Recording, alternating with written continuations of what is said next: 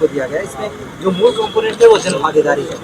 इसमें शासन का जो उद्देश्य है वो ये है कि जो अभी तक कार्य हुए उन योजनाओं से लोगों को परिचित कराया जाए, जो लाभार्थी हैं उन तक उनको लेके जाया जाए। एक तो अभियान ये है। दूसरा, जैसा कि लोकतंत्र के जो परिपाटी है उसके हिसाब से सरकार पारदर्शिता के साथ लोगों को आमंत्रित कर रही है कि आप हमें सुझाव दें कि आगे और क्या करना है। बहुत सारी चीजें हैं जिसमें लोगों की आकांक्षा होगी और वो एक सुझाव इस तरीके से मांगा है जिससे जीवन में लोगों के बदलाव आए, लोगों के परिवर्तन आए। वो हर एक वर्ग है उसमें शामिल, चाहे वो उद्योग व्यापार हो, चाहे कृषि हो, चाहे शिक्षा हो, चाहे हेल्थ हो, चाहे गरीबी उन्मूलन के कार्यक्रम हो। हर एक कार्यक्रम के बारे में सुझाव देने के साथ साथ वो और ज़्यादा क्या चाहते हैं कि जो इस कार्यक्रम में नहीं आ रहा है वो भी अपने यहाँ बैठे बैठे वो अपने मोबाइल फ़ोन से चाहे तो QR कोड से जनरेट करके अपने सुझाव दे सकता है। हम लोगों से लगातार आग्रह भी कर रहे हैं, रिक्वेस्ट भी कर रहे हैं कि ज़्यादा से ज़्यादा उनका सुझाव मिले और सुझाव में शिकायतों के लिए IGRS पोर्टल है, उसमें शिकायतें डालें। सुझाव अपने कि उनके अंदर भी तो दिमाग में चल रहा होगा कि कोई चीज़ अगर ऐसे होती तो बेहतर होता, तो अपने सुझाव ही ज़्यादा दें। सर, विकसित उत्तर प्रदेश कार्यक्रम हुआ है, तो किन किन लोगों से आपने संवाद किया है और क्या क्या लोगों की जो है प्रतिक्रियाएं आई हैं? देखिए, इसमें जो माननीय मुख्यमंत्री जी का निर्देश था उसके अनुरूप पहली बात तो है कि हर एक वर्ग से हमें फीडबैक लेना है।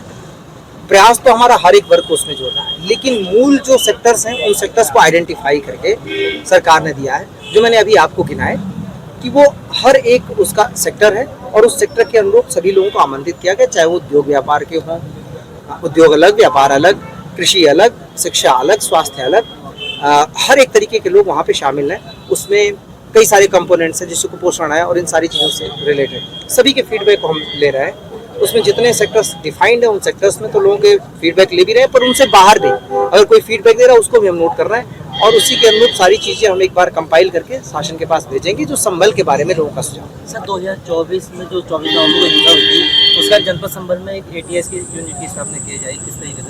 देखिए, ATS की स्थापना उसी का एक कड़ी का एक हिस्सा है। देखिए, संभल हमारे पूरे मंडल का सबसे पिछड़े जनपदों में गिना जाता है। यद्यपि अगर जो उसकी प्राकृतिक संसाधन देखें तो उसमें संभल काफ़ी आगे है। पहले इसका इतिहास भी बहुत समृद्ध रहा है। तो दोनों तरीके से चीज़ें की जा रही है। एक तो ये कि यहाँ संभल को एक पर्यटन नगरी के तौर पे विकसित किए जाने को, पर उसके मूल में है कि जब हम कहीं से इन्वेस्टमेंट लाएंगे तो उसके लिए सुरक्षा हो और जो इसकी पूरी पृष्ठभूमि हो उसके अनुरूप सारी चीज व्यवस्था की जाए। ATS का जो एस्टेब्लिशमेंट है इसी को लेके किया गया है, क्योंकि जब आप संभल का इतिहास देखेंगे तो एक समृद्ध इतिहास के साथ साथ एक पैरेलल अपराधों का भी इतिहास रहा है। तो हम सरकार की कोशिश है कि हर तरीके से वो सुरक्षा कवर दिया जाए संभल को, जिससे संभल को विकसित किया जा सके। ये उसी योजना का हिस्सा है। सर, संभल हिंसा के बाद से भी क्या कुछ ऐसे लोग गिने गए हैं कि जो उन आतंकवादियों में सम्मिलित हुए हों? क्योंकि संभल में तमाम आतंकी और संगठन सक्रिय पाए गए हैं और यहाँ पर जो कास्तू और जो असली भी यहाँ पर मिले थे संभल से। देखिए, इसको लिंकेज कहिए, संभल का लिंकेज मिला है, सीधे तौर पर कोई नहीं पर लिंकेज मिला है। अब पुलिस का और हमारी जो LIU है उन सबका लगातार ये काम रहा है और उसमें करते भी रहे हैं, सूचनाएं एकत्रित भी पहले से है।